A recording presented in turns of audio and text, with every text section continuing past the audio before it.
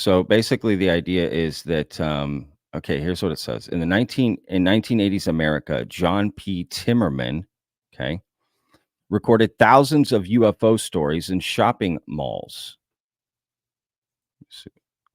Right. So what he says.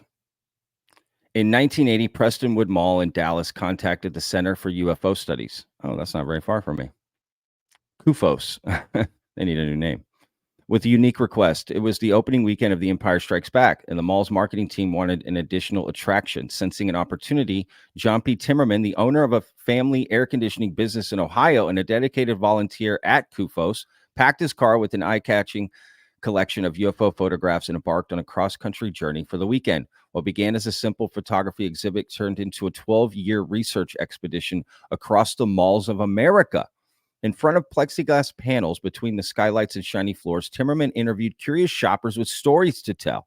What he captured on his small tape recorder was the raw material of ufology, candid, firsthand accounts of strange lights, silver disc, and close encounters. Between 1980 and 1992, Timmerman recorded 1,179 witness reports across 120 tapes that cover every aspect of the UFO phenomena.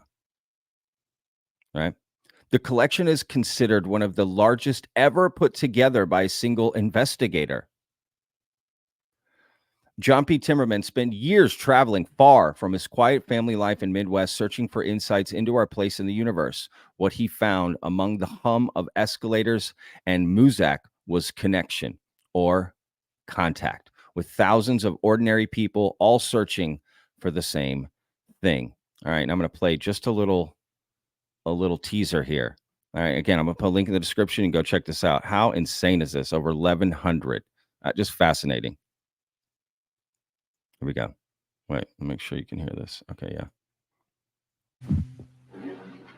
As best as I can recall, and I know my mind's very hazy on part of this, it seemed to be just like a dull gray metal color with no symbols, no markings, no hatches, no windows, no anything. And again, it's so hard to know these things, but I would say it was like at the most 40 feet across.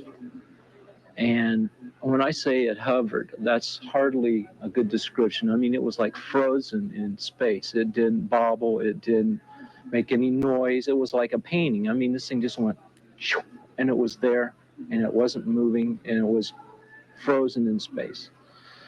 And I was very excited about this because even as a little boy, I'd always thought if there are any such things as UFOs and beings from other places, I want to be one of the people to meet them. And I used to stand out in my backyard when I was like 8 years old and say that, look up at the sky and say, if you're up there, don't pass me by. I'm here to be interviewed or whatever.